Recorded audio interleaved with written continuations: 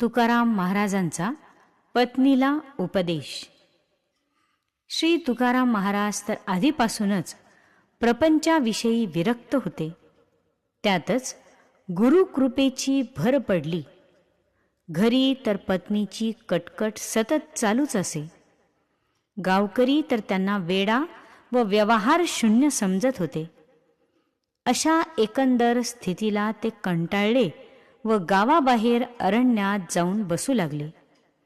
कुणी वाटसरूने भाकर तुकडा दिला तर खावा व दिवसातून एकदा देवालयात येऊन गुपचूप दर्शन करून जावे, असा त्यांचा क्रम चालू झाला. असे 2 महिने निघून गेले.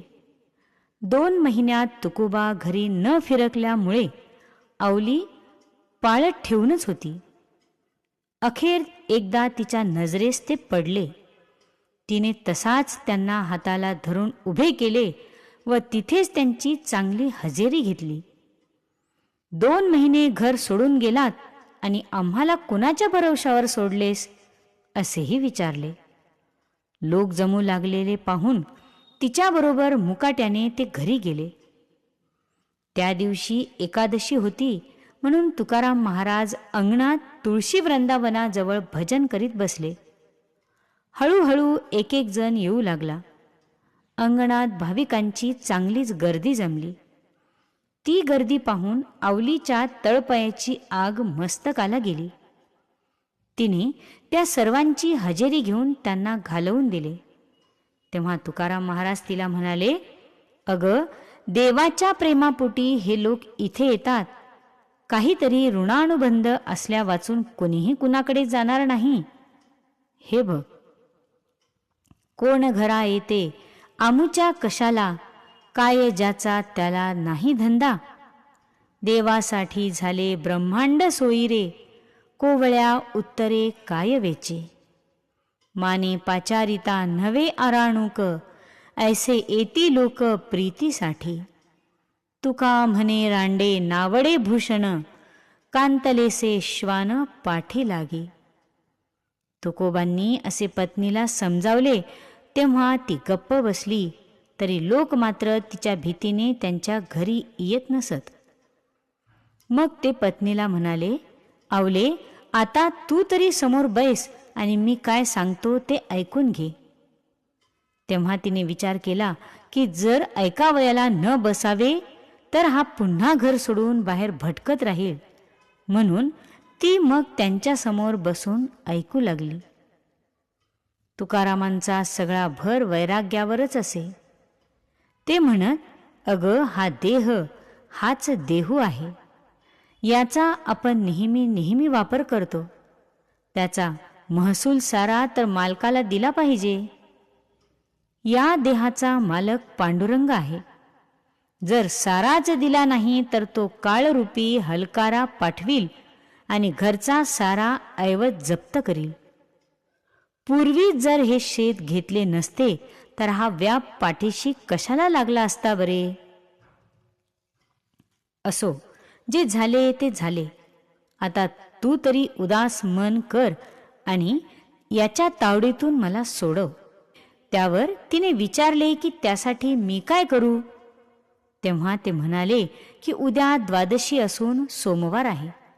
लवकर स्नान करून ये व ब्राह्मणांना बोलावून सर्व घर लुटून टाक.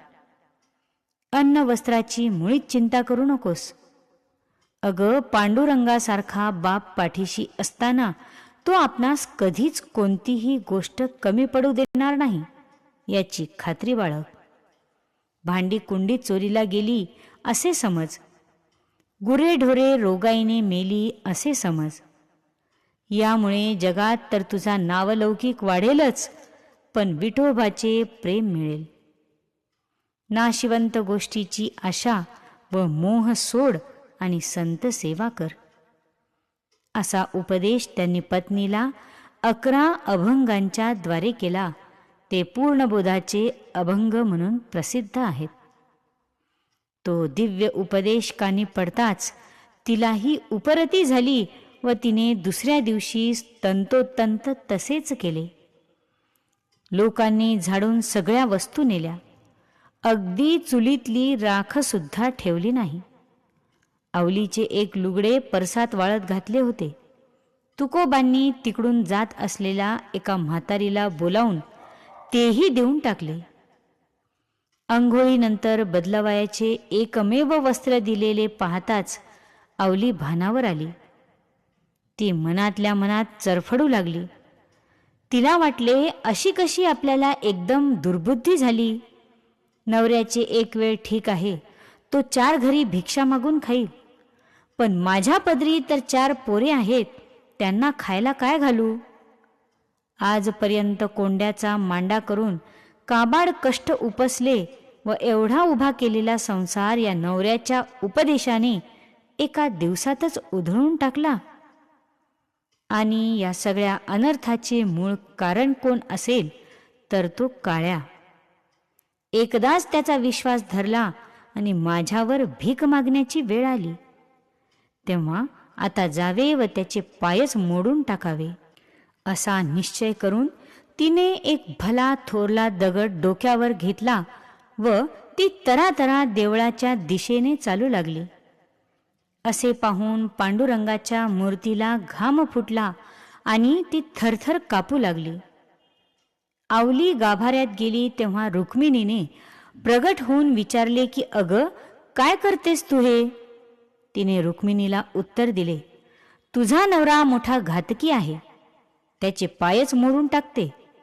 माझ्या पतीने काल उपदेश केला म्हणून एकदाच याचे पाय आठवले तर आज मला दारिद्र्य आले. गुरे ढोरे धन धान्य हे तर सर्व गेलेच, पण नेसायला वस्त्र सुद्धा शिल्लक उरले नाही. नवऱ्याला तर पुरताच वेडा करून ठेवला आहे, मग माझ्या जीवाची लाही लाही होणार नाही तर काय होणार. त्यावर रुक्मिणी हसली व म्हणाली, अगं, तू संसाराची काळजी करू नकोस बरे, ती माझ्यावर सोड व निश्चिंत राहा. असे सांगून तिला एक साडी चोळी दिली व ओंजळ भरून सोन्याच्या मोहरा दिल्या. ती जेव्हा घरी आली तेव्हा तुकोबा म्हणाले, अरे रे, हिने ओंजळभर सोन्याच्या मोहाने विठोबाला हातातून दवडला. असो, मग त्यांनी ते सोने सुद्धा लोकांना वाटून दिले व निवांतपणे भजन करीत बसले. धन्यवाद.